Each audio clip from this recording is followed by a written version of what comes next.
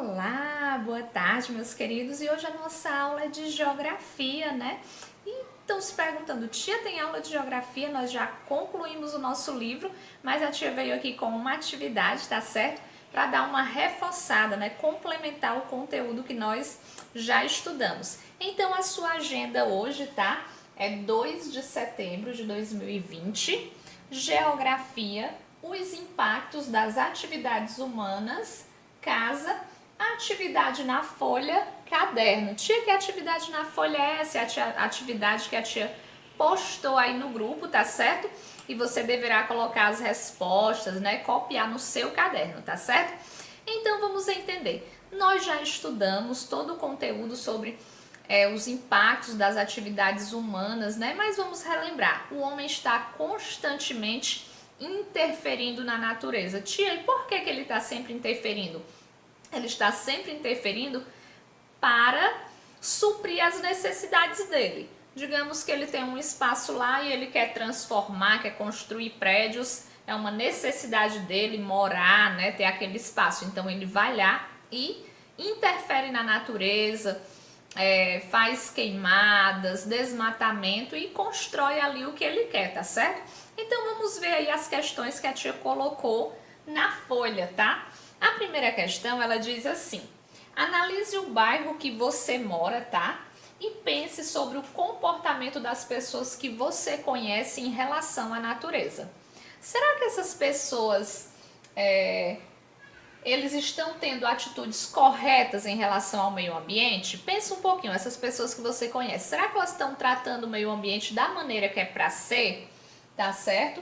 E como você pode ajudar essas pessoas a entender a importância da preservação da natureza, tá certo?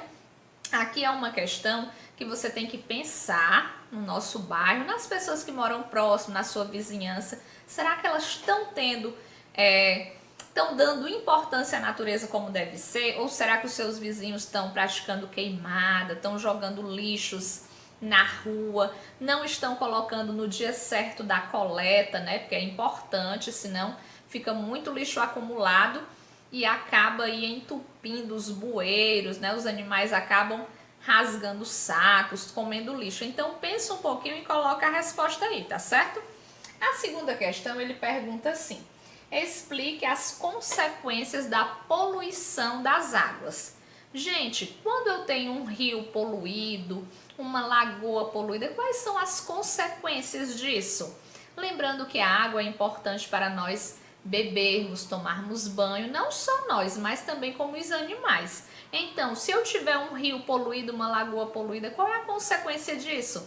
Será que as pessoas que tomarem essa água poluída vão ficar doentes? Tá certo? Pensem e respondam. A terceira questão, ele pergunta: qual a importância do uso da tecnologia no campo? A gente viu que a tecnologia, ela facilita o plantio, facilita a coleta. O agrônomo, que é a pessoa responsável por cuidar da terra, ele pode estar ali procurando controlar tudo por meio da tecnologia. Ele pode ter um tablet aqui que ele controla toda a produção, o que vai sair naquele dia, o que não vai. Então, como é que essa tecnologia ajuda? Será que é importante para as pessoas do campo se comunicarem com os familiares lá da cidade? Oi, tudo bem? Por chamadas de vídeo, WhatsApp, né? Hoje em dia tudo é internet, então você vai falar sobre essa importância, tá certo? A quarta questão, que tem aí na folhinha de vocês, diz assim: o que você entende por congestionamento? O que será que é um congestionamento? A gente viu que o congestionamento é um dos principais problemas que ocorrem nas cidades, tá certo? Tia, e o que é isso? O que você entende por congestionamento? É importante perceber que o congestionamento é aquele acúmulo de veículos e deixa o trânsito bem lento, né? Então você vai dizer aí o que você entende por congestionamento, tá certo? A quinta questão, ele pergunta: qual seria o motivo do homem fazer interferências na natureza? Nós já acabamos de falar sobre isso, né, bem no comecinho aqui do vídeo, que o homem está constantemente interferindo na natureza para atender às suas necessidades, tá? Então você vai explicar aí que o homem faz essas interferências para atender às necessidades próprias dele ou de uma comunidade, tá certo? E na sexta questão ele pergunta: no campo também há focos de poluição do ar? Justifique. Será que a poluição do ar só acontece nas cidades ou acontece também no campo? Lembrando que nas cidades a principal fonte de poluição do ar são os automóveis, as indústrias, e lá no campo não tem essa quantidade de automóveis e nem de indústrias. Então, como é que se dá essa poluição, tá? Lembrando que quando o homem faz aquelas queimadas, aquela fumaça ali também é uma poluição. Então, você vai explicar aí como é que ocorre a poluição lá no campo, tá certo? E será que tem poluição de lixo também no campo? Também. Isso também pode poluir o ar, não pode? Pode sim. Então, galerinha, essa é a nossa aula de hoje, tá certo? Na verdade, ainda não é uma revisão, tá?